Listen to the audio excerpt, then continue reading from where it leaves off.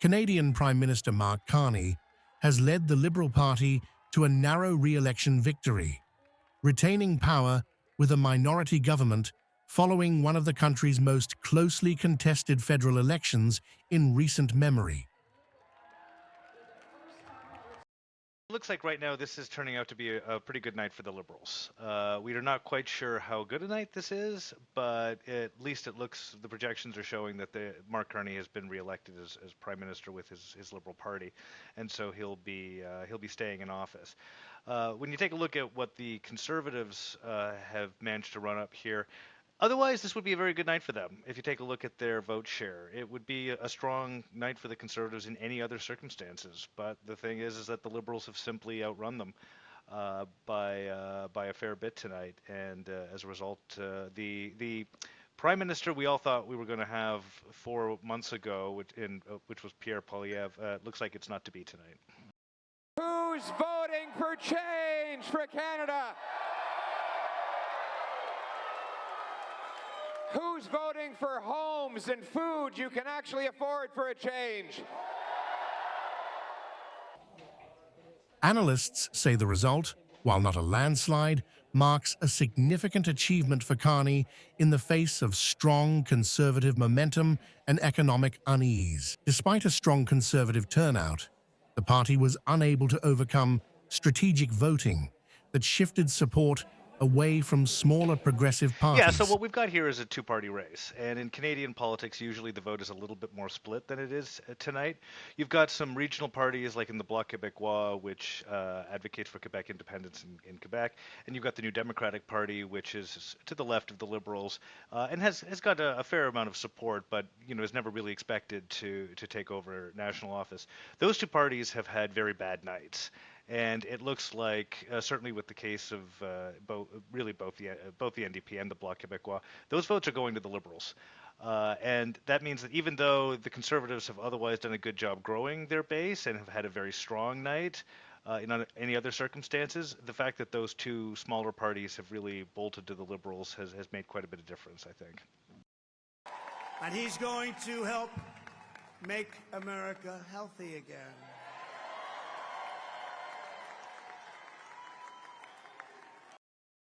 I think this definitely gives credence to the story that the Trump factor was a major factor in this election. I mean, there were really two things that were driving this result tonight. The first was that Justin Trudeau left, and as a result, you have somebody different in the form of Mark Carney at the head of the Liberal Party. I think it would be difficult to say that the Liberals would be having as good a night tonight if Justin Trudeau had not left. But really, the Trump intervention in the last couple of weeks has really changed the story quite a bit, and this became really a referendum as much about who's the best person to manage the relationship with the United States against what otherwise was looking to be an election that was really going to be fought on bread and butter issues around affordability, housing, carbon taxes, this kind of thing. And it looks like Mark Carney has simply done a better job of suggesting that he's the best leader to manage the Canada-U.S. relationship. We will fight. We will fight Trump's counter tariffs. In fact, we are already. We're fighting them with our own counter tariffs that cause maximum damage in the United States with minimum impact here in Canada. Yeah, if Mark Carney secures a majority government, his life is going to be a lot easier for the next 4 years, because that means that he has an absolute majority in Parliament, and that means he can implement his agenda without fear of being blocked by the opposition. And that's definitely the result that he would be hoping for. If it's a minority government, he'll still be the prime minister and he'll still be heading the government, but that means that the opposition parties, if they wish, can gang up and vote a vote of non-confidence in the government and trigger another election. And in that scenario, it would mean that the Liberal government would be quite a bit weaker than it otherwise would be, and they would have to negotiate with the other parties to get things passed. So it's very much in the Liberal interest to try to get a majority government tonight.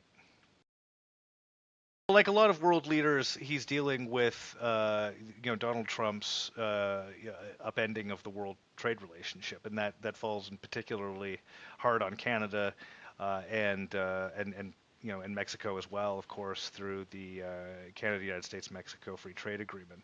So Trump has, of course, threatened all kinds of tariffs, and he's implemented some, pulled back on others. But managing that is going to be top of mind for a lot of people in Canada because it's a real threat to the Canadian economy if significant trade barriers are put up. The trade agreement was up for renegotiation in 2026 anyway, so I think that this was always going to be something that the next government, whoever it was going to have to deal with. Of course, there's going to be other issues that they're going to have to deal with as well. There's certainly vis-a-vis the United States. There's been pressure on Canada to increase its defense spending to the 2% target under NATO, and so that's going to be something that he's going to have to think about. And of course, he's going to have to, show Canadians that he's reaching out to other partners to develop new markets, and he's doing things domestically to ensure that Canada is resilient in the face of these kinds of pressures. And of course, those regular bread and butter issues are still there. The things that were originally everybody thought we were going to fight the election on housing affordability, inflation, and those sorts of issues too. So he's going to have a full plate when he takes office. Yeah, I don't think there's any real sort of dispute around that. I think there's really no doubt that Trump was a very big part of this election after he, threatened the Canadian economy with the tariffs and then threatened Canadian sovereignty with the sort of annexation stuff on social media. Without that, I think it's very difficult to see the Liberals doing as well as they seem to be doing. And so, yes, to a degree, I think he does have Donald Trump kind of indirectly to sort of thank for this.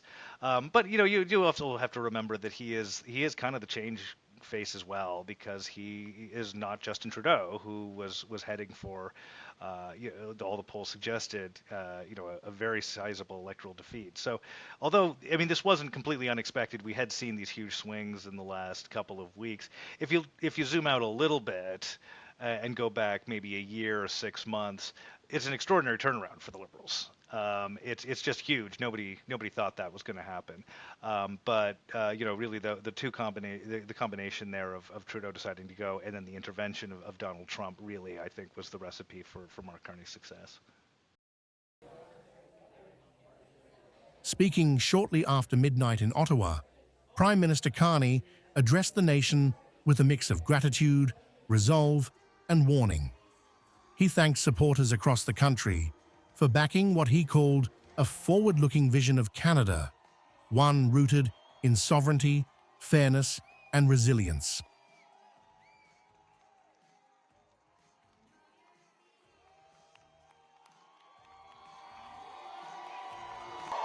Who's ready to stand up for Canada with me? And I want to congratulate Pierre Poilievre on a hard-fought, fair, good campaign, his commitment to the country that we both love. Le pays que j'aime tant.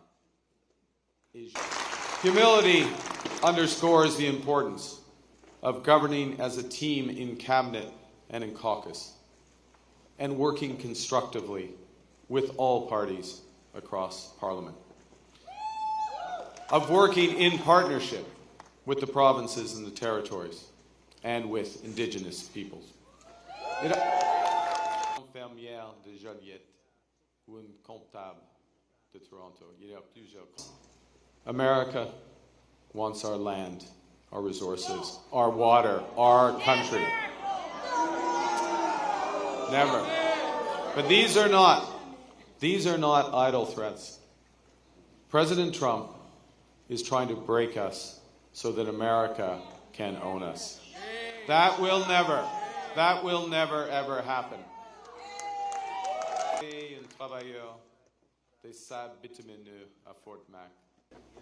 Our old relationship with the United States, a relationship based on steadily increasing integration, is over.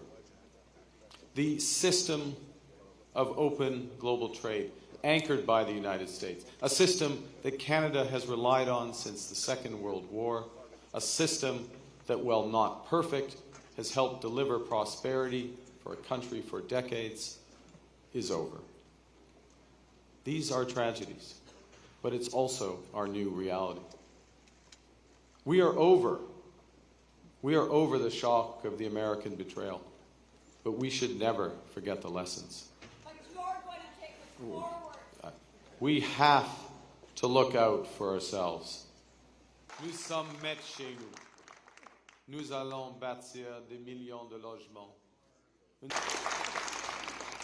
When I sit down with President Trump, it will be to discuss the future economic and security relationship between two sovereign nations.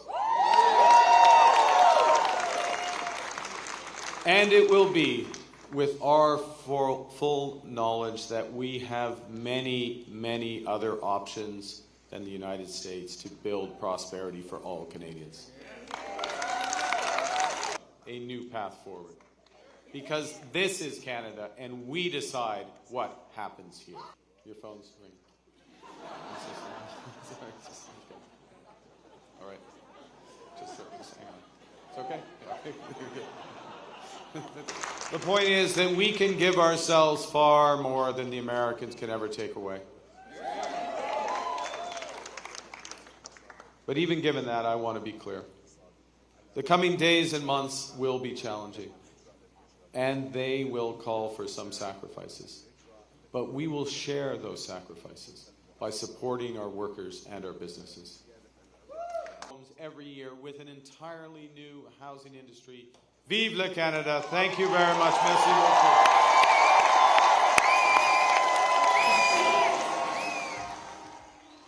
Conservative leader Pierre Poilievre formally conceded and said his party would work to hold the minority government accountable. The Liberals' narrow win caps a dramatic electoral turnaround. Just 4 months ago, the party was trailing by 20 points in the polls. Now, with a new mandate and a full plate of international and domestic challenges, Prime Minister Mark Carney prepares to lead a divided but determined Canada into its next chapter